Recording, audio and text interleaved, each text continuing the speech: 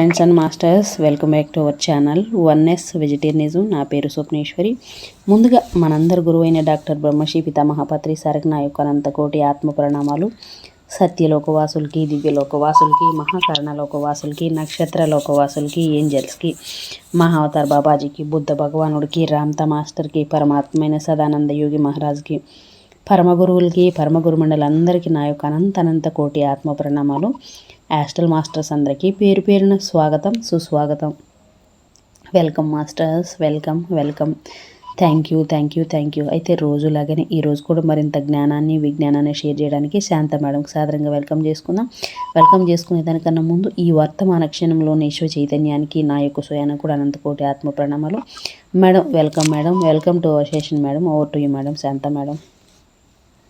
Thank you madam, thank you. ముందుగా మన గురువు గారైన బ్రహ్మర్షి పితామహ పత్రి సార్ గారికి, స్వర్ణమాల పత్రి మేడం గారికి నా అనంత కోటి ఆత్మ ప్రణామాలు, కృతజ్ఞతలు, ధన్యవాదాలు తెలియజేసుకుంటూ విశ్వంలోని గురువులందరికీ ఆత్మ ప్రణామాలు, కృతజ్ఞతలు.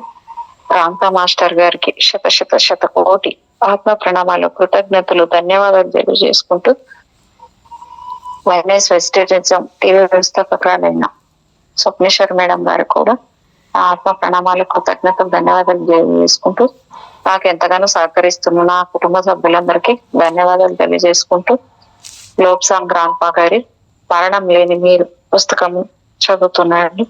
Thank you. మీరు అందరు సహకరిస్తున్నందుకు మీకు కూడా ధన్యవాదాలు, కృతజ్ఞతలు. Thank you.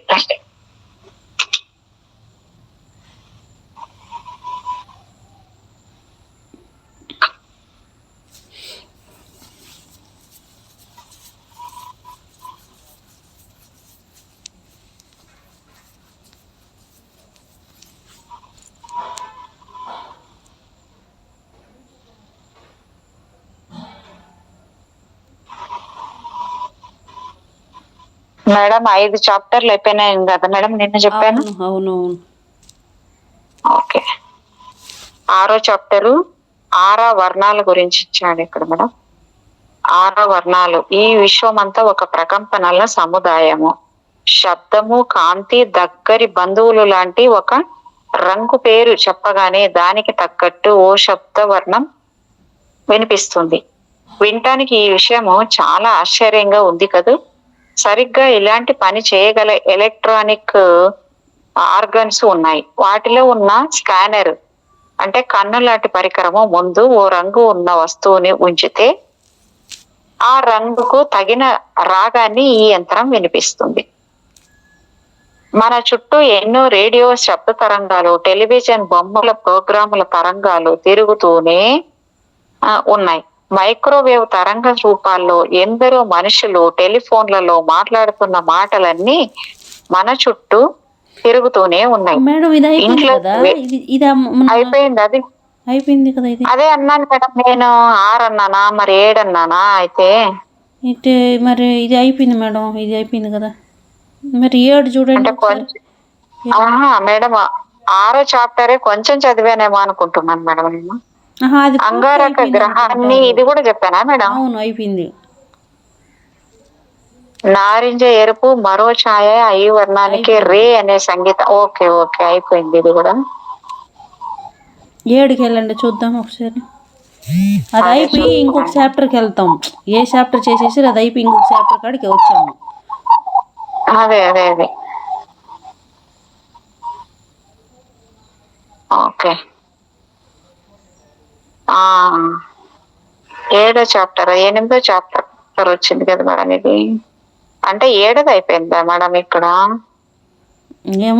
ఏకాంతంలో ఏ ఉపద్రవము జరగదని ఎదుటి వ్యక్తికి నమ్మకం కలిగించగలిగితే చాలు, వాళ్ళ ఆరాలు ఎవరికి మళ్ళీ సహజ స్థితిని వ్యాకోచించి సర్దుకొని నిలబడతారు.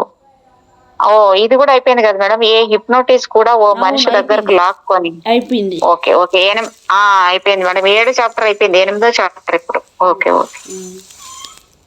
అదే సాధనమున సమకూరు మా పనులు ధరలోన అనేదాకా అయింది మేడం. ఓకే.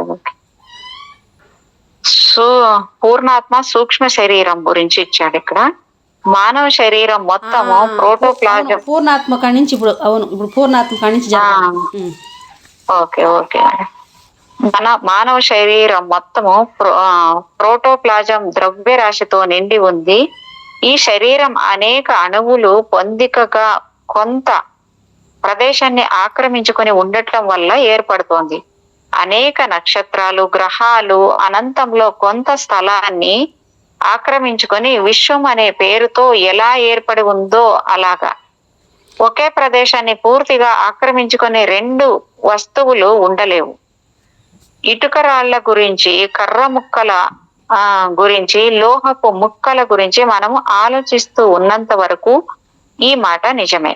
కానీ రెండు వేర్వేరు వస్తువులు విభిన్న ప్రకంపనాలను పొంది ఉన్నా, లేక వాటి అణువులు, న్యూట్రాన్లు, ప్రోటాన్ల మధ్య దూరాలు తగినంత ఎడంగా ఉండే పరిస్థితుల్లో ఆ ఖాళీ జాగాల్లోనే సర్దుకు ఉండగలిగిన వస్తువులు సర్దుకుని ఉండగలవు.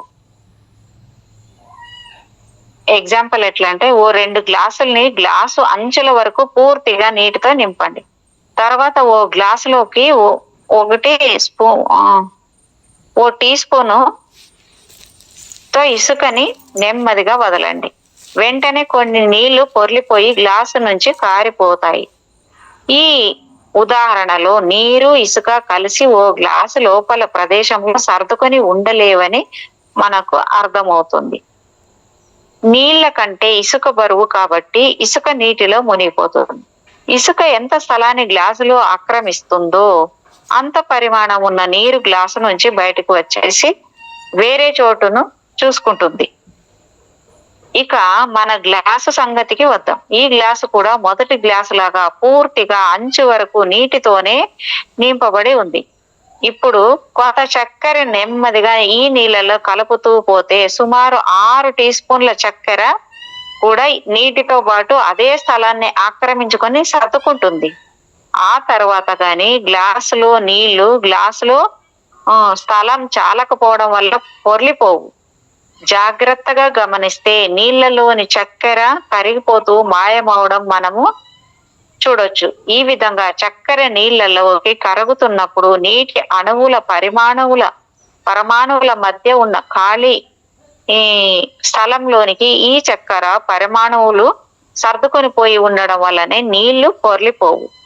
ఈ ఖాళీ ప్రదేశాలన్నీ నిండిపోయిన తర్వాత గాని చక్కెర నీళ్లలో కరగడం ఆగదు. ఆ తర్వాత ఎక్కువైన చక్కెర గ్లాసు అడుక్కి దారి తీస్తే కొంత నీళ్లు బయటికి జారిపోతాయి. ఈ ఉదాహరణలో 2 పదార్థాలు ఒకే ప్రదేశాన్ని పూర్తిగా ఆక్రమించి ఉండగలదన్న సత్యాన్ని మనము నిశ్చయంగా నిరూపించి గ్రహించగలుగుతున్నాము. ఎగ్జాంపుల్ 2, మన సూర్య కుటుంబాన్ని చూడండి. ఇదొక వస్తువు, ఒక వ్యవస్థ, ఒక ఉనికి, అణువులు, పరమాణువులతో సౌమ్యం పొందుతూ ఇందులోని గ్రహాలు ఉన్నాయి. ఈ సూర్య కుటుంబం మొత్తం కలిసి రోదసీలో ప్రయాణిస్తూ ఉంది. 2 వస్తువులు ఒకే ప్రదేశాన్ని ఆక్రమించుకొని ఉండగలవన్న మాట అబద్ధమైన మనము రోదసీలోకి రాకెట్లను పంపలేం. అదే విధంగా మరో ప్రదేశం నుంచి గ్రహాంతర వాసులు మన భూమి మీదకు రాలేదు. ఎందువల్లనంటే వాళ్ళు మన స్థలాన్ని ఆక్రమించుకోవలసి వస్తుంది కనుక. కాబట్టి తేలే విషయం ఏమిటంటే, కొన్ని ప్రత్యేక పరిస్థితుల్లో 2 వస్తువులు ఒకే స్థలాన్ని ఆక్రమించి స్థిమితంగా ఉండగలవని. మన శరీరంలోని అణువులు, పరమాణువుల మధ్య ఉన్న ప్రదేశాలలో కూడా అలాగే మరికొన్ని శరీరాలు సులువుగా సర్దుకొని ఉంటున్నాయి. ఈ శరీరాలు తక్కువ సాంద్రతతో చాలా పలుచగా దూరంగా ఉంటున్న అణువులతో నిర్మింపబడి ఉంటాయి. వీటిని మనం సూక్ష్మ శరీరాలు అంటే ఆస్ట్రల్ బాడీస్ అని అంటూ ఉంటాం. ఈ సూక్ష్మ శరీరాలలోని అణువుల సాంద్రత స్థూల శరీరంలో అణువుల సాంద్రత ఉన్న అణువుల సాంద్రత కన్నా చాలా రెట్లు తక్కువగా ఉంటుంది. అంచేత ఈ స్థూల సూక్ష్మ శరీరాలు 2 ఒకే స్థలంలో ఏ మాత్రము ఇబ్బంది లేకుండా నిలబడి ఉండగలుగుతున్నాయి. మట్టిలోని అణువులు, సీసంలోని అణువులు, చెక్కలోని అణువులు వేర్వేరు సాంద్రతల్ని పొంది ఉన్నట్టే స్థూల సూక్ష్మ దేహాలలోని అణువుల పొందిక గాని సాంద్రత గాని వేరువేరుగా ఉంటుంది. అందువల్లనే అంశంతో నిర్మింపబడ్డ మన శరీరంలోని సూక్ష్మ దేహం కూడా ఒద్దికగా ఆ ప్రదేశాన్ని ఆక్రమించుకొని సంపూర్ణంగా సుఖంగా సర్దుకొని ఉంటుంది.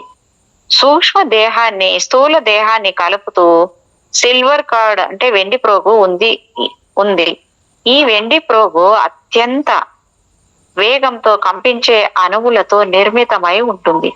గర్భంతో ఉన్న తల్లిని ఇంకా జన్మించని పురిటి బిడ్డని కలిపే బొడ్డు లాగానే ఈ సిల్వర్ కార్డు సూక్ష్మ దేహాన్ని స్థూల దేహానికి కలుపుతూ ఉంటుందని అర్థం చేసుకోవచ్చు.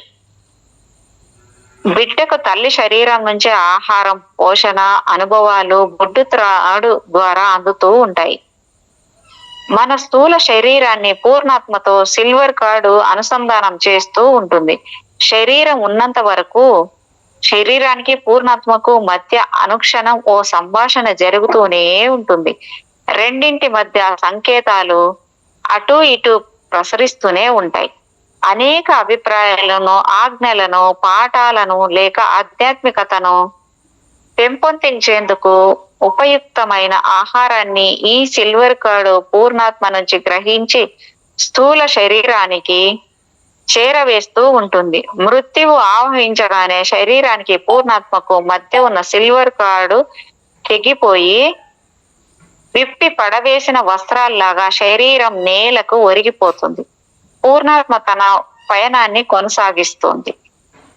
ఇప్పటి వరకు జరిగిన జీవ పరిణామ క్రమం వలన మానవ శరీరానికి సంధింపబడి మొత్తం 9 శరీరాలు ఉన్నాయి. పూర్ణాత్మ నుంచి వెలువడే సంకేతాలను మానవుని మెదడు స్వీకరించి ఆ ఆజ్ఞలకు అనుగుణంగా శరీరంలో రసాయనిక మార్పులను నిర్వహిస్తూ భౌతిక శరీరాన్ని ప్రాణంతో నిలబెట్టి ఉంచుతూ కండరాలతో పనిచేయిస్తూ అనేక మానసిక వృత్తులను కల్పిస్తూ ఉంటుంది. అలాగే గ్రహించిన అనుభవాలను పూర్ణాత్మకు నిరంతరం నివేదిస్తూ ఉంటుంది. సూక్ష్మలోకంలో మనం కనురెప్పపాటు కాలంలో సుదూర ప్రాంతాలకు పయనమై వెళ్ళవచ్చు. ఏ వేళలోనైనా ఏ ప్రదేశానికైనా వెంటనే వెళ్ళొచ్చు. అలా వెళ్ళి మన పాత స్నేహితులు, బంధువులు ఏం చేస్తున్నారో చూడొచ్చు. ఓ పురుషుడు లేక స్త్రీ కూడా ప్రపంచంలోని ఏ సిటీలోని, ఏ లైబ్రరీలోని ఏ పేజీనైనా క్షణమాత్ర కాలంలో చదవగలగడం అనేది సాధనతో చాలా సులభంగా సిద్ధింపజేసుకోవచ్చు. బాల్యంలో కొందరు పిల్లలు దేవుళ్ళని చూసామని చెబుతూ ఉంటారు. అలాంటి విషయాలు నిజంగా జరుగుతున్నాయి. అలాంటి దేవుళ్ళని మేము చూడగలుగుతున్నాం, వారితో మాట్లాడగలుగుతూ ఉన్నాం. వాళ్ళని మేము నేచర్ స్పిరిట్స్ అంటే ప్రకృతి దేవతలు అని అంటూ ఉంటాం. అనేక మంది చిన్నారులకు ఈ ప్రకృతి దేవతలతో స్నేహం. చెప్పండి మేడం.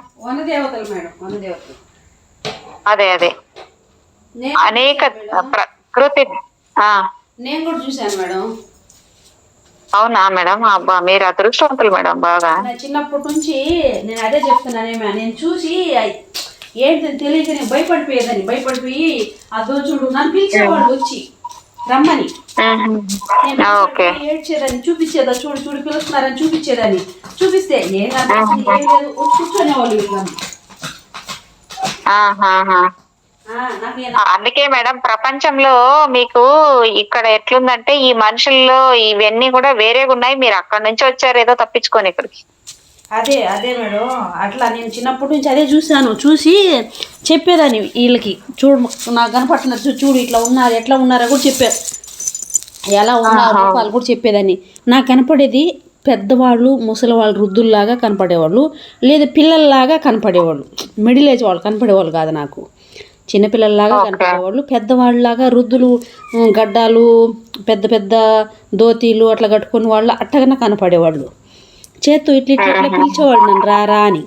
పిలుస్తాను చూడంటే వీళ్ళు నన్ను అదే ఏం లేదు, ఎవరు పిలవలేదు అని చెప్పి చిన్నపిల్లలు అప్పుడు ఏం చేస్తారో కర్ర తెచ్చి గట్టిగా నేలకేసి కొట్టి చంపేశాను, నేను తరివేశాను, నువ్వు గుమ్మండు అనేవాళ్ళు.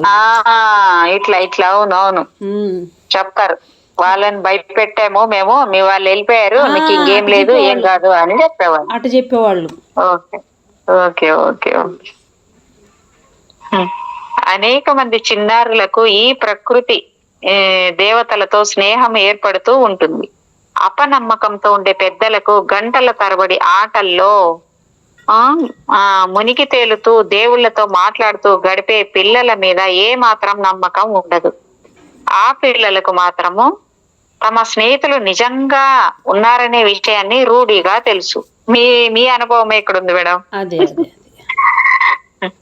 ఇలాంటి పిల్లలు పెరిగి పెద్దయి వారవుతున్న కొద్దీ వాళ్ళని చూసి గెలిచేసి నవ్వి కొట్టి పడేసి కోపగించుకునే పెద్దవాళ్ల ధోరణిని ఎదుర్కోవలసి వస్తుంది. ఈ పెద్దలు తాము ఒకప్పుడు చిన్న వాళ్ళేనన్న విషయాన్ని అందుకని ఏం జరిగిందంటే మేడం, అట్లని స్కూల్కి పోయే వయసులంతా చిన్నప్పుడు నాకు మాటలు వచ్చి నేను మాట్లాడే వయసు వచ్చి నాకు చిన్నప్పటి నుంచి నాకు ఏమీ తెలియదు. 1-1.5 సంవత్సరం 2 ఏళ్ళ బిడ్డ నుంచి నాకు కనపడితే నేను చెప్తే ఇట్లా చేసేవాళ్ళు. మళ్ళీ నాకు ఒక ముద్ర వేసి కూర్చోబెట్టేశారు, స్కూల్ కూడా పంపించుకుంటా. అంతలా ఉండేది నాకు, అంతలా కనపడి నేను ఎప్పుడు కనెక్ట్ అయ్యి అలా ఉండేది. నాకేమో అయిపోయిందని మంత్రాలు వేసేసేవాళ్ళు, అంతరాలు కట్టేసేవాళ్ళు.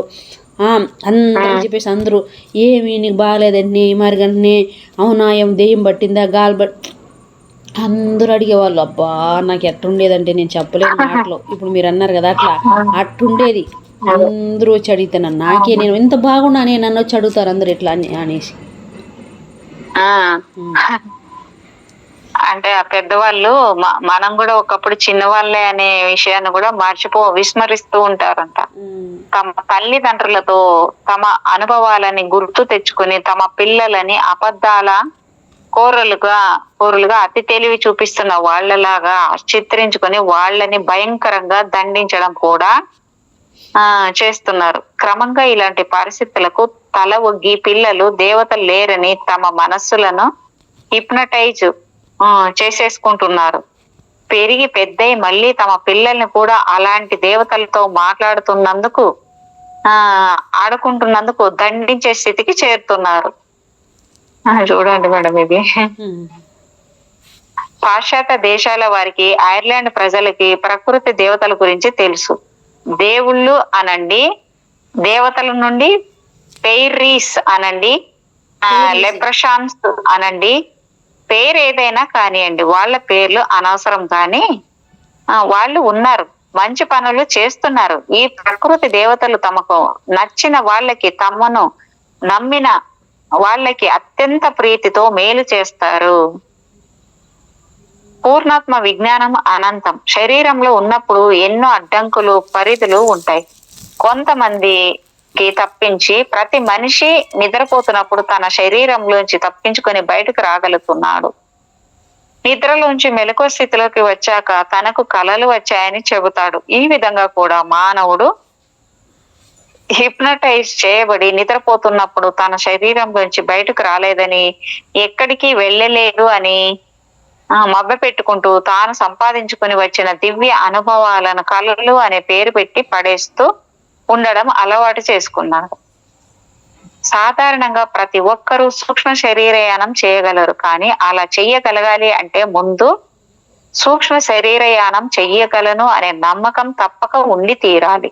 అపనమ్మకంతో వ్యతిరేకపు ఆలోచనలను విరచిమ్ముతూ ఉంటే మాత్రం సూక్ష్మ శరీరయానం సాధ్యం కాదు.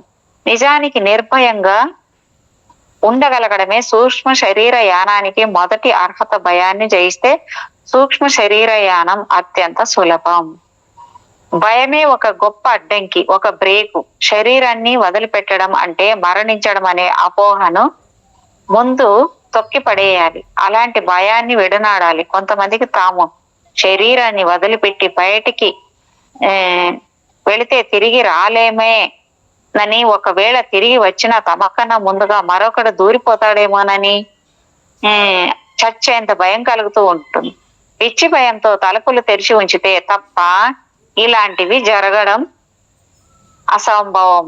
భయం లేని వాడికి ఏ ఆపద రాదు. శరీరాన్ని వదిలిపెట్టి అనంతమైన దూరాలకు వెళ్ళిపోయినా సిల్వర్ కార్డ్ మాత్రం తెగిపోదు. మనం భయపడిపోయి ఆహ్వానిస్తే తప్ప మరెవ్వడు మన శరీరంలోకి దూరి ఆక్రమించుకోలేడు.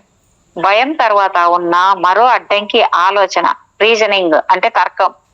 రీజనింగ్ తో చేసే ఆలోచనల వల్లనే ఎక్కువ సమస్య ఎదురవుతుంది. ఆలోచన, హేతువాదం ఈ రెండే ఓ మనిషి పర్వత శిఖరం మీదకి చేరనీయకుండా అడ్డుపడుతూ ఉంటాయి.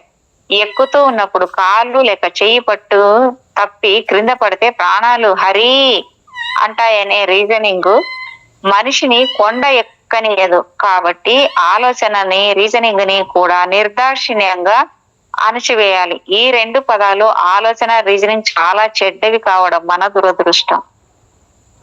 ఆలోచన లేక యోచన. ఎప్పుడైనా నువ్వు ఆలోచన అంటే యోచన గురించి ఆలోచించావా? ఆలోచన అంటే ఏమిటి? నువ్వు ఎక్కడ ఆలోచిస్తావు? నీ ఆలోచన తలపై నుంచి వస్తున్నాయా? నీ తల వెనక వైపు నుంచి ఆలోచనలు జరుగుతున్నాయా? భ్రూ మధ్యంలో జరుగుతున్నాయా? చెవుల లోపల ఆలోచిస్తున్నావా? కళ్ళు మూసుకుంటే నీ ఆలోచనలు ఆగిపోతున్నాయా? చూడండి మేడం, లేదు. చూసారా మీరు ఇందాక అడిగిన దానికి చూడండి. అంటే ఆలోచనలు నువ్వు ఎక్కడ అది కూడా చూడండి, ఎంత సూక్ష్మం చెప్తున్నాడు చూడండి. ఆలోచన అనేది కూడా నీకు ఎక్కడ ఆలోచిస్తాను అనేది కూడా ఉంది చూడండి. చూసారా ఎంత సూక్ష్మంగా ఉంటుంది జ్ఞానం చూడండి. ఆలోచన అనే దాన్ని మనం ఆలోచన అంటే ఆలోచన అనుకుంటా, అసలు ఆలోచన అని కూడా లేకుండా ఆలోచించుకుంటా వెళ్ళిపోతాం కదా, దాంట్లో పడిపోయి వెళ్ళిపోతా ఉంటాం కదా. కానీ అలా కాకుండా ఆలోచన ఒక దగ్గర ఉంటుంది. ఆలోచన అనేది కూడా ఉంది చూడండి. మనం ఎక్కడ ఉంటుందో అక్కడే శక్తి అంతా అక్కడికి వెళ్ళిపోతుంది చూడండి. నిజమే. ఆ ఆలోచనల వల్ల కూడా మన శక్తిని అంతా తీసేసుకుంటుంది అనమాట. ఓకే, అంటే భూ మధ్యంలో జరుగుతున్నదా? చెవుల లోపల ఆలోచిస్తున్నారా? కళ్ళు మూసుకుంటే నీ ఆలోచనలు ఆగిపోతున్నాయా? లేదు.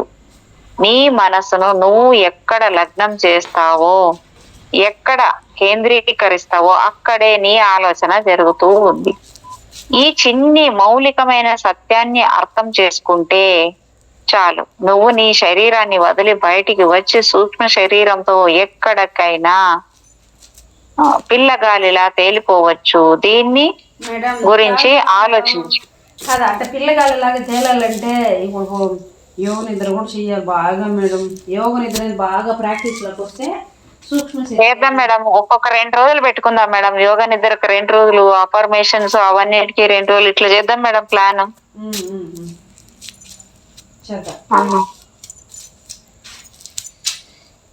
ఆలోచన గురించి ఆలోచించు. నీవు రాబోయే కష్టాల గురించి ఆలోచిస్తూ ఉండడం వల్ల నీ ఆలోచనలే నిన్ను వెనక్కి ఎలా నెట్టేస్తుందో ఓసారి ఆలోచించు. నీ ఆలోచన ఎక్కడుంది? తలలోనా? నీకు ఎలా తెలుసు? నీ తలలో ఆలోచన ఉన్నట్టు నువ్వు గ్రహించగలుగుతున్నావా? ఎక్కడ నీ మనసు కేంద్రీకృతమవుతుందో అక్కడే ఆలోచన ఉంది. నువ్వు నీ గురించి ఆలోచిస్తూ ఆలోచనలు నీలోనే ఉన్నాయని ఆలోచించడం వల్ల ఆ ఆలోచనలు నీ లోపలే ఉన్నట్టు నీకు అనిపిస్తుంది. ఆలోచనని నువ్వు ఎక్కడ ఉండాలని కోరుకుంటావో ఆ ఆలోచన ఆ చోటులోనే ఉంటుంది. నీ ఆలోచన ఎక్కడికి వెళ్ళాలని నువ్వు కోరుకుంటావో నీ ఆలోచన ఆ చోటుకి ఖచ్చితంగా వెళ్ళి తీరుతుంది.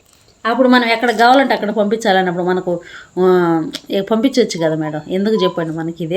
అవును మేడం, నిజంగా అదే అవన్నీ అంత జ్ఞానం అనేది చాలా సూక్ష్మంగా ఉంటుంది మేడం. చూడండి, అర్రే అంత బంగారు తండ్రి చూడండి ఎంత బాగా రాశాడు పాపం. అసలు చిట్టి చేతులతో అప్పుడు ఆయన ఎంత ఎన్ని నేర్చుకున్నాడో ఆయన చిన్న వయసులో, చిన్న పిల్లోడప్పుడు. అదే వెనక జన్మలో ఎక్కడో యోగి ఏంటాడు మేడం, అందుకే చిన్నప్పుడే ఎంత తెలుసుకునే వచ్చాడు ఆయన. గత జన్మలో ఆయన పెద్ద సాధకుడు కాబట్టి ఆయన గుర్తుబట్టి ఏమో తోందూపో అని వస్తుంది ఆయన పేరు, వీళ్ళ గురువు గారి పేరు. చాలా ఆయన అందుకని ముందు అప్పుడు అలా ఉన్నాడు కాబట్టి ఆయన ఎత్తికి ఏరుకొని మరి గుర్తుబట్టి పట్టుకొచ్చి పెట్టుకుంటాడు పక్కన ఆయన్ని. ఆహా. అంటే వాళ్ళకి దివ్య దృష్టి ఉంటది కాబట్టి చూసి తెచ్చి పట్టుకుంటారు అనమాట. ఓకే. మన ఆధ్యాత్మిక అభివృద్ధికి ఆలోచన, రీజనింగ్, భయము ఈ మూడు పెద్ద బ్రేకుల్లాగా పనిచేస్తాయంట. మన శరీరం అనే యంత్రాన్ని ఈ మూడు మెల్లగా నడపడం ప్రారంభించి వేగాన్ని బాగా తగ్గించేసి పూర్ణాత్మ నుంచి వస్తున్న ఆజ్ఞల్ని వక్రీభవింపజేసి అమలు చేస్తాయంట. ఎంత బాగుంది మేడం ఇక్కడ చూడండి. ఆధ్యాత్మిక అభివృద్ధిలోకి ఆలోచన, రీజనింగ్, భయము ఈ మూడు పెద్ద బ్రేకుల్లాగా పనిచేసి మన శరీరం అనే యంత్రాన్ని ఈ మూడు మెల్లగా నడపడం ప్రారంభించి వేగాన్ని బాగా తగ్గించేసి పూర్ణాత్మ నుంచి వస్తున్న ఆజ్ఞల్ని వక్రీభవించి చేసి అమలు చేస్తాయంట అవి, ఈ భయాలు, ఈ ఆలోచనలు ఇవన్నీ. ఓకే. అవన్నీ చేయకపోతే ఏం చేస్తుంది? ఆ దైవత్వం, దివ్యత్వం అనేది అలా ఫ్లో అవుతుంది. దాని కానీ కూడా మనం ఈ చెత్తను తెచ్చి పెట్టుకుంటాం కదా మరి. మేడం, మానవుడు తన మూర్ఖంగా ఏర్పరచుకున్న భయాలు, హద్దులు ఈ రెండూ లేకుండా ఉన్నట్లయితే అతడు మానసికంగాను శారీరకంగాను కూడా ఓ సూపర్ మెషన్ గా తయారవ్వగలడు. సూపర్ మెన్ గా. ఉదాహరణకు ఓ చీపురు పుల్ల లాంటి మరి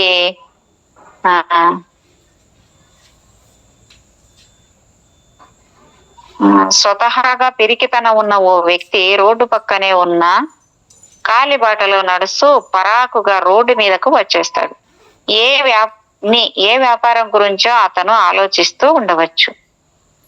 ఇంతలో ఉన్నట్టుండి ఓ హారన్ మోత చెవులు తూట్లు పడేలా వినిపిస్తుంది.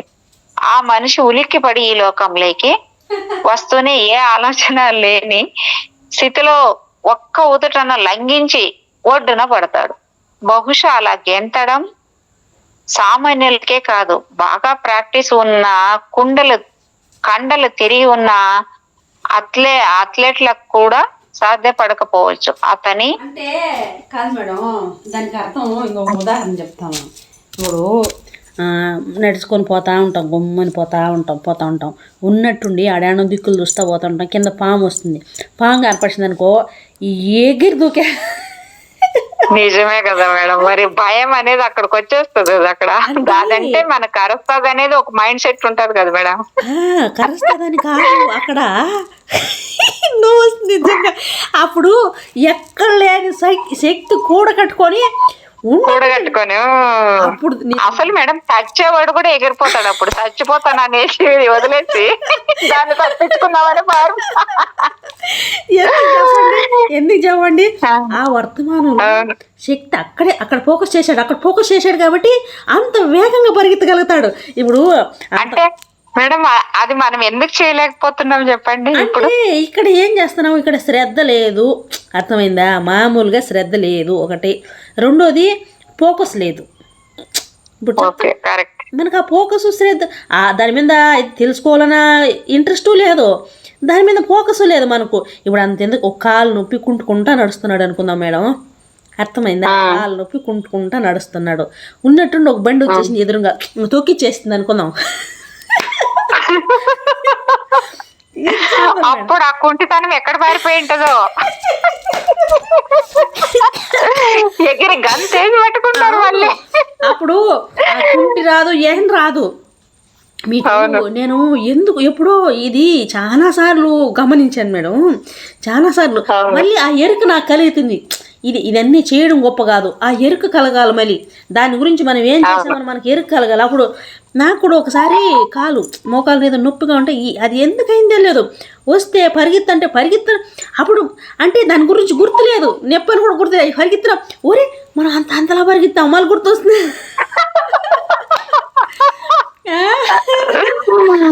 నిజమే మేడం. ఇదంతా భలే ఎంత బాగుంటుందంటే తలుసుకుంటే, గుర్తు చేసుకుంటే నవ్వు వస్తుంది. నవ్వు కూడా నవ్వాలి కదా మేడం, దానికోసం అని గుర్తు చేసుకుందాం. అదే అంతలా నవ్వు వస్తుంది. అయ్యో రావా, అరే ఎంత పిచ్చి. అంటే మామూలుగా దొంగ వేషాలు వేసేవాడు దొంగోడు అనమాట. అప్పుడు జరుగుతుంది చూడు, అప్పుడు జరిగేదే నిజం, మిగిలినప్పుడు ఉండే దొంగోడు. అవును, ఓడు ఒకడే మనలోనే ఆ దొంగోడు చాలా ఉన్నాడు మేడం. అయితే అదే అదే అదే ఆ దొంగోడు ఓడు. వీడు ఉమ్, వీడు వీడు దొంగోడు కాదు, వీడు దేవుడోడు, వీడు దొంగోడు. ఆ దొంగోడు ఆ ఓకే వేషాలు ఓకే. వేస్తాడు. వీడు వీడు ఉన్నట్టుండి ఒక్క సెకండ్లే. ఆహాహా. అవును, అతని మనసులో ఆ సమయానికి ఏ ఆలోచన రాకుండా స్తంభించి ఉంది కనుకనే సర్వజ్ఞత్వం ఉన్న పూర్ణాత్మ అతడి వెన్నంటి కాపాడుతూ ఉంటూ అతడి కాలి కండరాలలోకి కొన్ని రసాయనిక పదార్థాలను, అంటే ఉదాహరణకి ఆండ్రినాలిన్ అనే దాన్ని వేగంగా పంపించే సందేశాన్ని పంపించి తద్వారా మామూలు ఆలోచనలతో సాధించలేని అసాధ్యపు ఆ జంపును అచేతనావస్థలో ఉన్న అతడిలో కలిగింపజేయగలిగిందని మనము గ్రహించాలి. అదుపు లేని ఆలోచనలు మనిషిని జంతువుల కన్నా తక్కువ స్థాయిలో నిలబెడతాయి. ముఖ్యంగా సూక్ష్మ శరీరయాన విషయంలో పిల్లలకి మనం కనిపించని విషయాలు కూడా కనపడతాయనే సత్యము చాలా మందికి అనుభవంలోకి వచ్చే ఉంటుంది. కొన్ని జంతువులకు దెయ్యాలు స్పష్టంగా కనపడతాయి. కొన్ని జంతువులకి కొన్ని విషయాలు జరగబోయే ముందుగానే తెలుస్తాయి. ఈ విషయాలు మనుషులు అర్థం చేసుకోవడానికి చాలా సమయం పడుతుంది. జంతువులు మనలాగా ఆలోచనల రీజనింగ్ ను ఉపయోగించవు. వాటి పద్ధతి వేరే ఉంది. ఆ దారినే మనం కూడా పట్టుకోవాలి. ఏ అభివృద్ధిని మీరు సాధించాలన్నా నిరంతర సాధన ఎంతో ముఖ్యం. పనికిరాని ఆలోచనలని మీలోంచి విసర్జించే ప్రయత్నాన్ని సాధనతో సాధించండి. మేడం, ఇక్కడ చాప్టర్ అయిపోయింది. కంటిన్యూ చేద్దామా, ఇంకా చేద్దామంటారా? మేడం చేద్దాం. ఓకే, నైన్త్ చాప్టర్ చెప్తాం మేడం. సూక్ష్మ శరీరయానం గురించి ఇచ్చాడు ఇక్కడ 1 అని. ఆలోచనని నువ్వు ఎక్కడ ఉండాలని కోరుకుంటావో ఆ ఆలోచన ఆ చోటులోనే ఉంటుంది. ఆలోచన మనసు అనుకున్న చోటులోనే ఉంటుంది. నీ ఆలోచన నీ శరీరం బయట ఉండాలని నువ్వు అనుకుంటే అది అలాగే బయట నిలబడి ఉంటుంది. ఈ సూక్ష్మ శరీర సాధనకు నీకు విఘ్నాలు రాని ఏకాంత ప్రశాంత ప్రదేశం కావాలి. నీ శరీరంలోంచి బయటకు వచ్చే ప్రయత్నాన్ని నువ్వు ప్రస్తుతం చేయబోతున్నావు. మొదటగా నువ్వు ఏకాంతంలో ఉండాలి. ఎవ్వరూ నిన్ను ఆటంకపరచకూడదు. నువ్వు పూర్తిగా రిలాక్స్ గా ఉండాలి. సులభంగా నీ ప్రయత్నం ఫలించాలంటే నువ్వు నీ పడక మీద విశ్రాంతిగా పడుకోవడం ఉత్తమం. నీ ప్రయోగానికి ఏ విఘ్నాలు కలగకుండా నువ్వు జాగ్రత్త పడాలి. తర్వాత సుఖంగా పడుకొని ఊపిరి తీసుకుంటూ వదులుతూ ఈ ప్రయోగాన్ని గురించి ఆలోచించే ప్రయత్నంగా మొట్టమొదట నీ ముందు, అంటే నీ పైన 6 అడుగుల దూరంలో ఉన్న ఓ కేంద్రం మీద నీ ధ్యాసను లగ్నం చెయ్యి. కళ్ళు మూసుకొని నీ ధ్యాసను ఆ ప్రదేశంలో కేంద్రీకృతం చెయ్యి. నీ ఆత్మశక్తితో నువ్వు సూక్ష్మ శరీరధారివైన నువ్వు 6 అడుగుల దూరంలో ఉన్న నీ స్థూల శరీరాన్ని స్వయంగా దర్శిస్తున్నట్టు తీవ్రంగా ఆలోచించు. అప్పుడు సరైన నీ సాధన ఫలితంగా ఉన్నట్టుండి ఓ చిన్న విద్యుద్ఘాతం లాంటి చురుకైన చైతన్యాన్ని, అంటే షాక్ ని నువ్వు అనుభవించి కళ్ళు మూసుకొని సుఖంగా పడుకొని ఉన్న నీ స్థూల శరీరాన్ని స్వయంగా దర్శించగలుగుతావు. ఉద్రేకం చెందవద్దు, భయపడవద్దు. భయపడకుండా ఉన్నట్లయితే సుఖంగా ముందుకు సాగవచ్చు. భవిష్యత్తులో ఏ భయాలు లేకుండా ఏ విఘ్నాలు లేకుండా ఉండగలవు. కానీ ఏ మాత్రం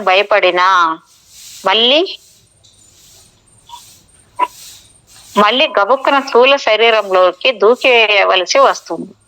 ఇక ఆ రోజు ఎంత ప్రయత్నించినా బయటకు రాలేకపోవచ్చు. మరో రోజు చేసే ప్రయత్నంలోనే మళ్ళీ నీ కృషి ఫలించవచ్చు. కాబట్టి ప్రస్తుతానికి మళ్ళీ సూక్ష్మ శరీరయానం సంగతి కట్టిపెట్టి నిద్రలో విశ్రాంతి పొందటం మంచిది.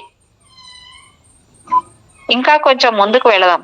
నువ్వు ఈ సాధనలో సులభంగానే నీ శరీరం నుండి బయటపడినట్లు అనుకుందాం. నువ్వు నీ సూక్ష్మ శరీరాన్ని చూస్తూ ఉన్నావని అనుకుందాం. ఇక ఏం చేయాలా అని నువ్వు ఆలోచిస్తూ ఉండవచ్చు. బహుశా కాసేపు నీ స్థూల శరీరం గురించి మర్చిపో, దాన్నే చూస్తూ నుంచోకు. మళ్ళీ ఎన్నోసార్లు నీ స్థూల శరీరాన్ని పరీక్షగా చూసే అవకాశం నీకు తప్పక వస్తూనే ఉంటుంది. కాబట్టి ఆ ప్రయత్నం విరమించి ఈ సాధనని కొనసాగించు. నీ గదిలో అటు ఇటు తేలిపోయే ప్రయత్నం చెయ్యి. గాల్లో అటు ఇటు తేలిపోతున్న ఓ సబ్బు నీటి బుడగ లాగా ఏం చేతానంటే నీ సూక్ష్మ శరీరం బరువు ఆ సబ్బు నీటి బుడగ బరువు కన్నా తక్కువగా ఉంటుంది. కాబట్టి అంటే నీటి బుడగ కన్నా తక్కువ ఉంటుందా మేడం దాని బరువు సూక్ష్మ శరీరం? అంటే సూక్ష్మ శరీరము ఇప్పుడు సబ్బుది నీటి బుడగ ఎట్లుంటదో అంతకన్నా తక్కువ బరువుతో ఉంటదంట సూక్ష్మ శరీరం. అదే చెప్పేది మరి. నువ్వు క్రింద పడలేవు, ఏ దెబ్బలు తగిలించుకోలేవు. నీ స్థూల శరీరాన్ని విశ్రాంతి తీసుకొని నీ స్థూల శరీరం సుఖంగా పడుకొని ఉండడానికి దాన్ని జాగ్రత్తకు నువ్వు తీసుకోవలసిన జాగ్రత్తలన్నీ ముందుగానే తీసుకొని ఉన్నావు కదా. అలాంటి జాగ్రత్తలు తీసుకున్నావు కనుకనే సూక్ష్మ శరీరంతో బయటకు వచ్చావు కదా.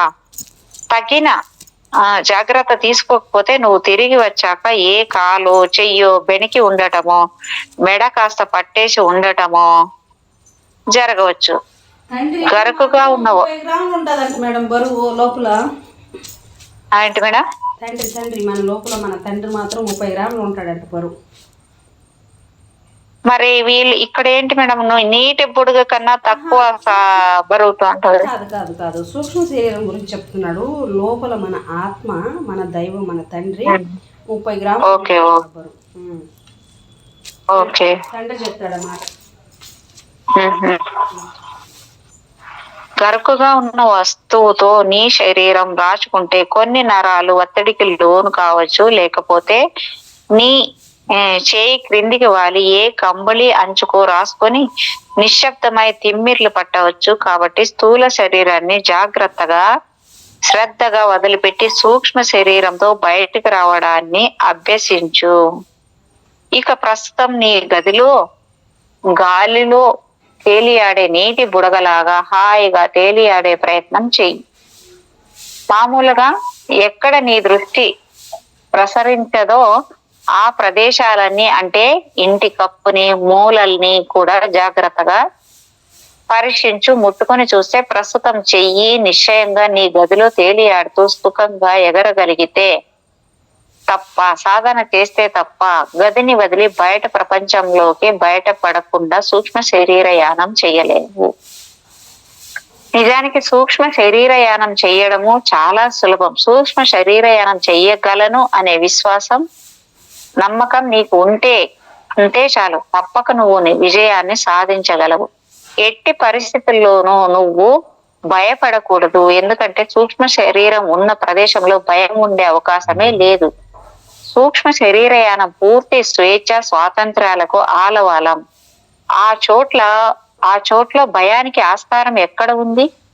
మళ్ళీ స్థూల శరీరంలోకి తిరిగి వచ్చాక ఈ దేహంలో బందీ నయ్యానే అని నువ్వు చింతించాల్సి ఉంటుంది. మట్టిలో నిర్మించబడిన గుదిబండ లాంటి బరువైన దేహంతో మన ఆధ్యాత్మిక ఆజ్ఞల్ని సక్రమంగా నిర్వర్తించలేని స్థూల శరీరంతోనే బాధలు భయాలు అన్ని. సూక్ష్మ దేహానికి బాధలు భయాలు లేనే లేవు. అది పూర్తి స్వాతంత్రాన్ని అనుభవిస్తూ ఇచ్ఛామాత్రంగా సంచరిస్తూ సుఖైక స్వరూపంతో ఉంటుంది. నువ్వు నీ మంచం మీద వెళ్ళకిలా పడుకొని ఉన్నావు. నీ శరీరంలోని అన్ని అవయవాలు పూర్తిగా విశ్రాంతి పొంది సుఖంగా నిద్ర భంగిమను దాల్చి ఉన్నాయి. నీ ఓ కాలు మీద మరో కాలు పడి తిమ్మిరి ఎక్కకుండా రెండు కాళ్ళు విడివిడిగా విశ్రాంతిలో ఉన్నాయి. శరీరం మొత్తం సుఖంగా ఎక్కడా ఓ వస్తువులు గుచ్చుకోకుండా ఉన్నాయి. శరీరంలో రక్త ప్రసరణ సులభంగా ఎలాంటి అడ్డంకులు బరువులు లేకుండా దివ్యంగా సాగుతోంది ఉన్నాయి. శరీరంలో రక్త ప్రసరణ సులభంగా ఎలాంటి అడ్డంకులు బరువులు లేకుండా దివ్యంగా సాగుతోంది. ప్రశాంతంగా తృప్తితో నువ్వు పడుకొని ఉన్నావు. ఏ విఘ్నాలు ఏర్పడే అవకాశం లేదు. నువ్వు ఏ మాత్రము ఆందోళన చెందడం లేదు. సూక్ష్మ శరీరంతో ఎప్పుడు బయటపడదామా అన్న ఆలోచన తప్ప మరో ఏ ఇతర ఆలోచన నీకు లేదు. రిలాక్స్ అయిపో, ఇంకా ఇంకా బాగా రిలాక్స్ అయిపో. నీ స్థూల శరీరాన్ని పోలిన మరో దయ్యం లాంటి ఆకారం ఒకటి నీ శరీరంలోంచి నెమ్మదిగా బయటకు వస్తున్నట్టు గాల్లో తేలే పుప్పొడిలాగా నీ స్థూల శరీరం పైన తేలుతున్నట్టు మెల్లగా కొంచెం కొంచెం పైకి వెళుతున్నట్టు ఊహించు. కళ్ళు మూసుకునే ఉండి ఈ ప్రయత్నం చెయ్యి. కళ్ళు తెరుచుకొని ప్రయత్నిస్తే మొదటి 3-4 ప్రయత్నాలలో నువ్వు అప్రయత్నంగా ఉలిక్కి పడ్డట్టయి మళ్ళీ నీ సూక్ష్మ శరీరాన్ని వేగంగా క్రిందకు లాగేసుకుని మళ్ళీ మామూలు చోట్లోనే దాన్ని సర్దేసి ఉంచేసే ప్రయత్నాన్ని అప్రయత్నంగానే చేయగలవు. నిద్ర పట్టబోయే ముందు కూడా కొంతమంది ఉన్నట్టుండి ఒకసారి చిన్నగా ఉలిక్కి పడ్డట్టు కలిగే అనుభవాన్ని చాలా సార్లు పొందే ఉంటారు. ఈ ప్రకంపనము తొట్టుపాటు ప్రత్యేక పద్ధతిలో జరుగుతుంది. పెద్ద ఎత్తున ఈ ప్రకంపన సంభవిస్తే నిద్రపోవాలి అనుకుంటున్న వ్యక్తి పూర్తి చైతన్యంతో ఎగిరి కూర్చుంటాడు. బాగా మొరటుగా బయటకు వస్తున్న సూక్ష్మ శరీరం ప్రయత్నం వల్ల శరీరానికి ఈ ఉలికిపాటు తొట్టుపాటు లేక ప్రకంపనం ఉధృతంగా సంభవిస్తుంది.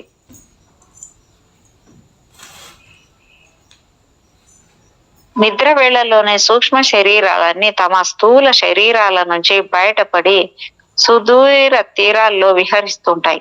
ఎలాంటి నమ్మకాలు లేని వాళ్ళు తమ అనుభవాలను కలల క్రింద ఊహించుకుంటూ ఉంటారు. నీ స్థూల శరీరంలోంచి నెమ్మదిగా సులభంగా బయటకు వస్తున్న నీ సూక్ష్మ శరీరం నెమ్మదిగా పైకి కదులుతూ నీ స్థూల శరీరం పైన సుమారు 6 అడుగుల ఎత్తులో తేలియాడుతూ ఉంటుందని అనుకో. ఆ ఎత్తులో నీ స్థూల శరీరానికి సమాంతరంగా ఉండి నెమ్మదిగా అటు ఇటు ఊగుతూ నీ సూక్ష్మ దేహాన్ని ఊహించు. ఇలా ఊగడం లాంటి అనుభవాన్ని నువ్వు నిద్ర పట్టబోయే ముందు కొన్నిసార్లు అనుభవించి ఉండవచ్చు. బహుశా డ్రోలాయమానంగా ఉన్న సూక్ష్మ శరీరమే ఈ అనుభవానికి కారణం. మేము ఇందాకటి నుంచి చెబుతున్నట్టుగా గాల్లో నీపై వేలాడే అటు ఇటు ఊగే నీ సూక్ష్మ శరీరాన్ని 6 అడుగుల క్రింద ఉన్న స్థూల శరీరంతో అనుసంధానం చేస్తున్న ఓ సిల్వర్ కార్డుని స్థూల సూక్ష్మ దేహాల బొడ్డు భాగంలో ఉండి నిలబెట్టి ఉంచుతూ ఉంటుంది. మరీ నిశ్చితంగా నీ స్థూల దేహాన్ని చూడవచ్చు. ఎందువల్లనంటే ఏ మాత్రం భయపడినా నీ స్థూల శరీరం భయంతో కంపించగానే ఒక్క ఉదుటన నీ సూక్ష్మ శరీరం మళ్ళీ స్థూల శరీరంలోకి దూకేసే దక్కుంటుంది. మళ్ళీ ఆ రోజు బహుశా బయటికి రాదు. ఈ ప్రయత్నం అంతా మళ్ళీ ఇంకో రోజు చేయాల్సి ఉంటుంది. మా మాటలని నువ్వు శ్రద్ధగా ఆలకించి జాగ్రత్తగా మసలుకుంటే, బెదిరిపోయి ఉలిక్కి పడకుండా నిర్భయంగా ఉన్నట్టయితే నీ సూక్ష్మదేహం నీ స్థూల దేహం మీద సుఖంగా తేలియాడుతూ అలాగే నిలబడి ఉంటుంది. కొన్ని క్షణాల వరకు దాన్ని అలాగే తేలుతూ ఉండని. ఏ పని చెయ్యొద్దు. శ్వాస నెమ్మదిగానే సాగిస్తూ ఉండు. ఇదే మొట్టమొదటిసారి నువ్వు నీ సూక్ష్మ శరీరంతో పూర్తి చైతన్యంతో స్థూల శరీరంలోంచి బయటకు వచ్చావు కాబట్టి నువ్వు జాగ్రత్తగా ఉండి తీరాలి.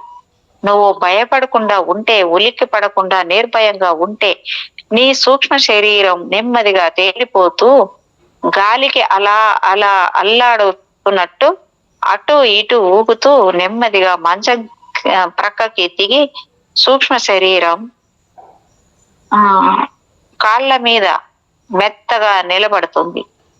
ఆ తర్వాత నీ సూక్ష్మ దేహము తమ చూస్తున్న స్థూల దేహాన్ని గురించిన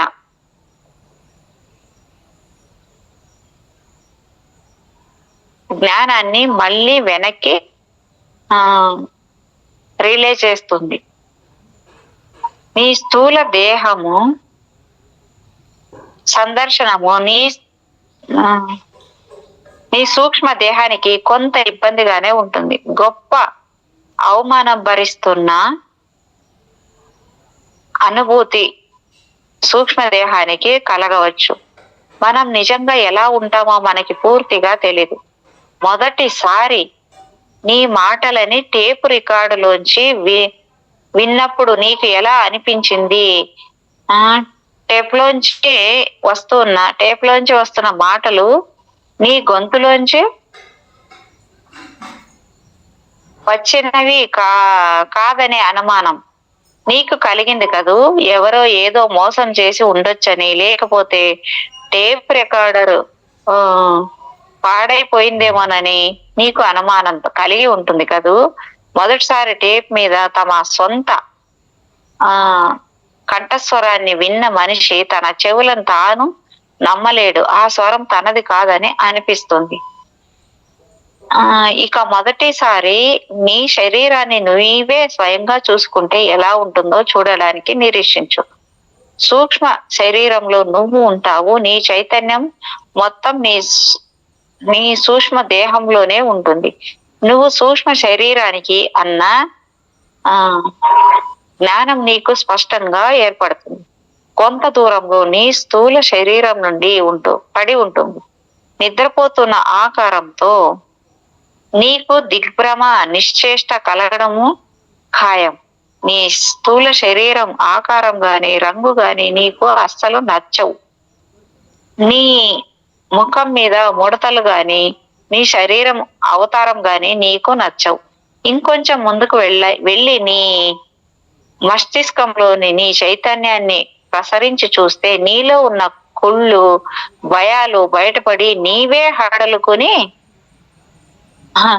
జడుసుకొని పుట్టుకొచ్చిన దడతో మళ్ళీ నీ స్థూల శరీరంలో దూకేసే అక్కడ దాక్కుందామా అనుకుంటావు. దీంట్లో ఇది చాలా బాగుంది. ఇది నిజంగా అంటే ఒకవేళ అలాంటి భయాల్ని నగ్న సత్యాల్ని నువ్వు ధైర్యంతో ఎదుర్కొని ధీరుడిలాగా నిలబడ్డావని అనుకుందాం. ఇక ఇప్పుడు ఏం చేయాలి? నువ్వు ముందు ఎక్కడికి వెళ్ళాలో నిర్ణయించుకోవాలి. ఏం చేయాలో నిర్ణయించుకోవాలి. ఎవరిని కలవాలో ఏం చూడాలో నిర్ణయించుకోవాలి. ఒక సులభమైన పద్ధతి గురించి చెప్పాలంటే నీకు బాగా ప్రేమ పాత్రుడు అయిన వ్యక్తిని నువ్వు చూడాలని నువ్వు సంకల్పించుకోవాలి. మా మూలంగా నువ్వు ఆ వ్యక్తిని చాలా సార్లు కలుస్తూ ఉండాలి. అతను సరిగ్గా ఎక్కడ ఉంటాడో ఆ సమయం ఆ విషయం నీకులాగా తెలిసి ఉండాలి. సూక్ష్మ శరీరయానం నీకు కొత్త అనే విషయం గుర్తు తెచ్చుకో. కొత్త అంటే సంపూర్ణ చైతన్యంతో సూక్ష్మ శరీరయానాన్ని చెయ్యడం కొత్త అని అర్థం. స్థూల శరీరంతో నువ్వు ఏ దారిలో వెళతావో సూక్ష్మ శరీరంతో కూడా అదే దారిన నువ్వు అనుసరిస్తావు.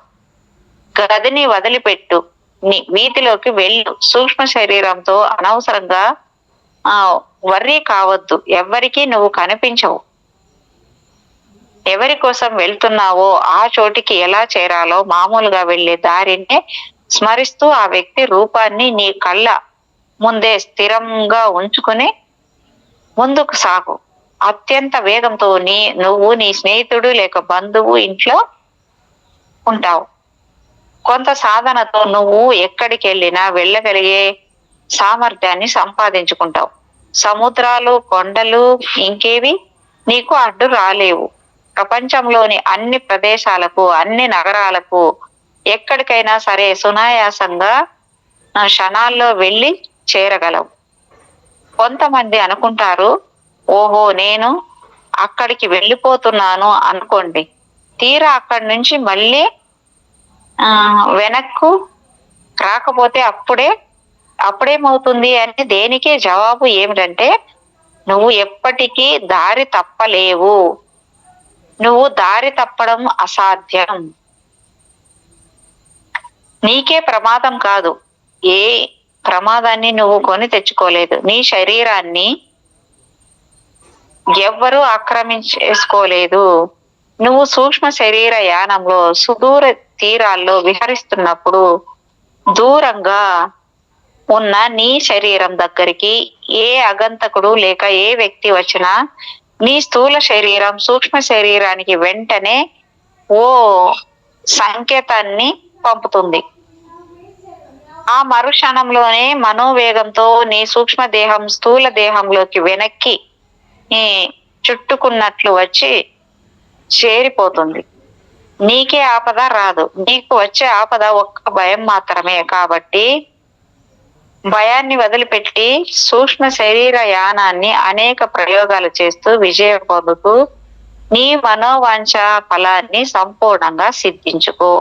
సూక్ష్మ శరీరంతో నువ్వు పయనిస్తూ ఉన్నప్పుడు పూర్తి చైతన్యంతో ఉన్న నీకు లోకంలో ఉన్న రంగులన్నీ మరింత శోభతో మరింత కాంతివంతంగా కనిపించి తీరుతాయి. స్థూల ప్రకృతి కంటే సూక్ష్మ ప్రకృతి మరింత శోభాయమానంగా ఉంటుంది. ప్రతి వస్తువు ప్రాణశక్తితో దివ్యంగా వెలుగులు విరుచుముతూ ఉంటుంది. బహుశా ప్రాణశక్తి మెరుస్తున్న కణాల రూపంలో నీ కళ్ళకు దర్శనం ఇవ్వడం కూడా విశ్వానికి ఆధారమైన ఈ ప్రాణశక్తిని ఈ భూమి మీదే నువ్వు దర్శించవచ్చు. ఈ మార్గంలో నువ్వు వెళ్తూ ధైర్యాన్ని, అనంతమైన శక్తిని సంపాదించుకోగలుగుతావు. ఉన్న ఒకే ఒక ఇబ్బంది ఏమిటంటే నువ్వు నీతో పాటు ఏ వస్తువులను పట్టుకెళ్ళలేవు. ఏ వస్తువును ఎక్కడి నుంచి పట్టుకుని రాలేవు. నిజానికి కొన్ని ప్రత్యేక పరిస్థితులలో ఇది సాధ్యమే. గొప్ప సాధనతో ఈ శక్తిని సిద్ధింపజేసుకోవచ్చు. యోగ విద్యను సాధించిన భవిష్యవాణి సిద్ధులను పొందిన వారి ముందు నువ్వు సాక్షాత్కరింపగలుగుతావు. కానీ ఏ రోగి ముందు సాక్షాత్కరించి అతని జబ్బులను గురించిన చర్చను మాత్రం నువ్వు చేయగలగడం అంత సులభం కాదు. ఏం చేతనంటే అలాంటి విద్యలను కూడా ముందుగా అధ్యయనం చేసి ఉండాలి. కాబట్టి ఓ షాపులకి దూరి అక్కడ ఏ ఏ వస్తువులు ఉన్నాయో రేపు పొద్దున షాపుకు వచ్చి ఏ ఏ వస్తువులను కొనుక్కోవచ్చో ముందుగా నిర్ణయించుకోవచ్చు. ఈ పని సర్వసమ్మతమే. సూక్ష్మ దేహంతో నువ్వు ఆ షాపులోని వస్తువులను పరిశీలిస్తున్నప్పుడు ఆ వస్తువు నాణ్యతలోని లోపాలు నీ కళ్ళకు ఇట్టే కనపడతాయి. ఆ వస్తువుల ధరలు మాత్రం చుక్కల్లో ఉండవచ్చు. బహుశా నువ్వు సూక్ష్మ శరీరంతో ఉంటున్నప్పుడు మళ్ళీ నువ్వు నీ స్థూల శరీరంలోకి తిరిగి చేరుకోవాలనుకున్నావు అనుకో, ఈ పరిస్థితిలో నువ్వు పూర్తి ప్రశాంత తత్వంతో ఉండాలి. నీ స్థూల శరీరం గురించి నువ్వు ఆలోచించాలి. ఈ స్థూల దేహాన్ని స్మరించి అందులోకి తిరిగి వెళ్ళాలని సంకల్పించాలి. వెంటనే అత్యంత వేగంతో చేసే ప్రయాణం తాలూకు రంగుల ఛాయలు నీ చుట్టూ అలముకుంటాయి. లేకపోతే నువ్వు ఎక్కడ ఉన్నా వెంటనే అదే క్షణాన నీ స్థూల శరీరం మీదికి సరిగ్గా సుమారు 4 అడుగుల ఎత్తున ఉన్న ప్రదేశంలోకి నీ సూక్ష్మ దేహం వచ్చి చేరుతుంది.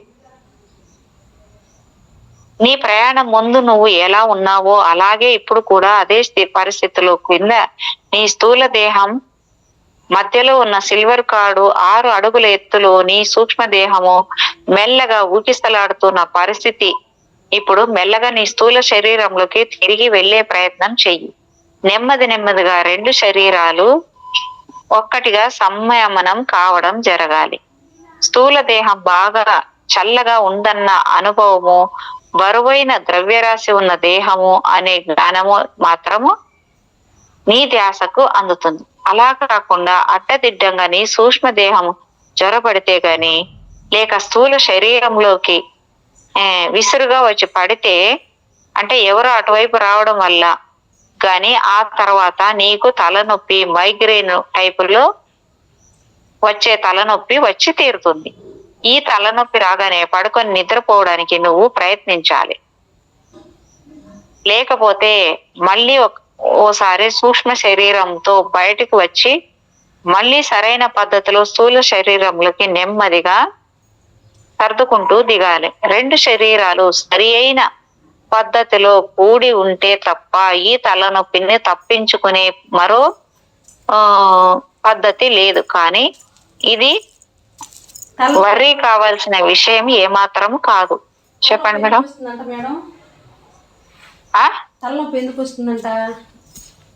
అంటే మనము సూక్ష్మ శరీరం నుంచి బయటకు పోతాం కదా మేడం, ఎవరన్నా వచ్చినారని గబుక్కని దాంట్లో మళ్ళీ ఈ శరీరంలోకి దూరడానికి ఆ సూక్ష్మ శరీరం వస్తది కదా, అప్పుడు ఎట్లా పడితే అట్లా దూరేస్తదంట. అప్పుడు దానికి ఎంత మాత్రం ప్రశాంతంగా ఉండి ఆ ప్లేస్ లోకి అది ఎట్లా పడుకుందో అదే స్థితిలో వచ్చి సమంగా దాంట్లోకి రావాలంట మేడం, నిదానంగా.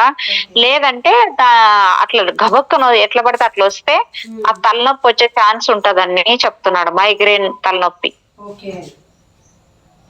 అందుకే అప్పుడు ఒకవేళ వచ్చినా కూడా ప్రశాంతంగా పడుకొని నిద్రపోవాలంట. లేదంటే మళ్ళీ కాసేపు అయిన తర్వాత బయటికి వెళ్ళి సూక్ష్మ శరీరంతో మళ్ళీ అది ఎలా పడుకుందో అలాగే మరీ లోపల రావడానికి ప్రయత్నం మనం చేయాలన్నమాట. అయితే నేను గమనించిన విషయం మేడం, నా విషయంలో నేను గమనించింది ఏంటంటే, ఇది కూడా ఉండొచ్చు, ఒక కారణం కావచ్చు. నా సొంత విషయానికి వస్తే ఏమైందంటే, బయటికి వెళ్ళామనుకో, ఇప్పుడు ఈరోజు బయటికి తిరిగేసి వచ్చాను, అక్కడ మనుషులు, ఆ వాతావరణం అది ఇదంతా ఉంటాయి కదా, అది సెట్ కాదు కాబట్టి తలనొప్పి వచ్చేస్తుంది.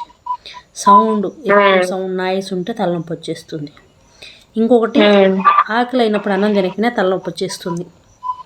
అవును మేడం, నాకు కూడా వస్తుంది అది ఆకలి అయినప్పుడు. లేకపోతే ఒక రకంగా ఎట్లుంటదంటే ఇంకా తలనొప్పి, తల తిరిగినట్టుగా ఎలాగ ఉంటుంది అది. మళ్ళా ఇంకొక రీజను ఎక్కడ వస్తుందని నేను గమనించింది, ఎప్పుడన్నా ఏడ్చామనుకో కళ్ళలో నీళ్ళు వచ్చింది, అంటే ఆనందం కాదులేండి, ఏడ్చినప్పుడు తలనొప్పి వచ్చేస్తుంది. ఇవి చాలా గమనించాను నేను. అవును అవును. కానీ ఇది వర్రీ కావలసిన విషయం ఏమాత్రం కాదు. క్షణంలో మళ్ళీ బయటకు వచ్చి సర్దుబాటు చేసుకొని స్వస్థత పొందవచ్చు. లేకపోతే సులభంగా అలాగే పడుకొని నిద్రపోయి లేవచ్చు అంట మేడం.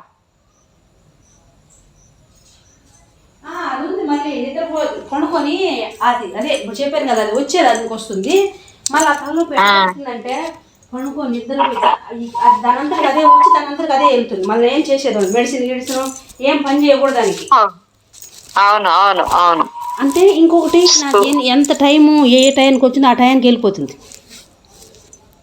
అంటే మేడం చాలా మంది ఇప్పుడు కాఫీ తాకపోతే నాకు తలనొప్పి వస్తే ఇంకా జ్వరం వస్తుంది అనేసి ఆ టాబ్లెట్ వేసుకుంటేనే తలనొప్పి తగ్గుతుందని, దాన్ని వేసుకుంటేనే తగ్గుతుందని మైండ్ సెట్ చేసుకుంటారేమో మేడం. చాలా మందిని చూసాను, మా చెల్లెళ్ళు, మా అక్కలకు కూడా అసలు తలనొప్పి వచ్చింది, నాకు తలనొప్పి టాబ్లెట్ లేదు ఇంక బాగా కాదనే డిసైడ్ అయిపోయి ఉంటారు అనుకుంటా నేను.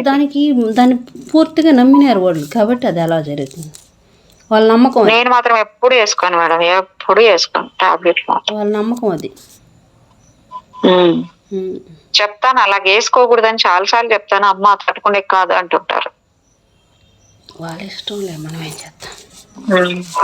స్థూల శరీరంలోకి తిరిగి వచ్చిన తర్వాత ఆ శరీరం బిగుతుగా ఉండడాన్ని కొన్నిసార్లు గమనించవచ్చు.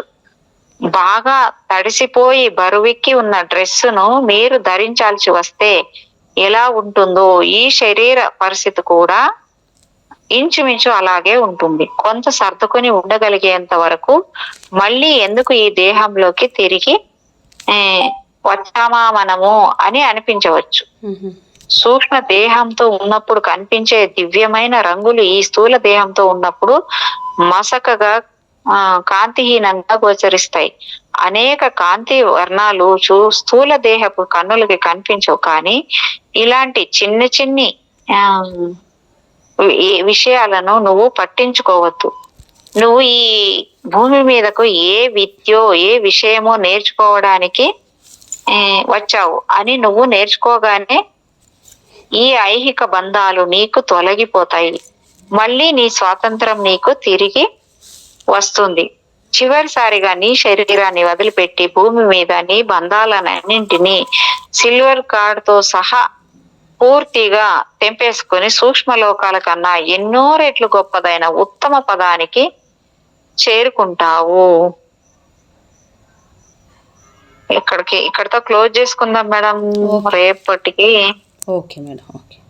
అయ్యో ఇంకో మేడం ఒకే సెంటెన్స్ ఉంది మేడం, చెప్పేస్తాను. 10వ చాప్టర్ రేపు వస్తున్నా. ఇప్పుడు 9వ చాప్టర్ ఇక్కడికి అయిపోతుంది.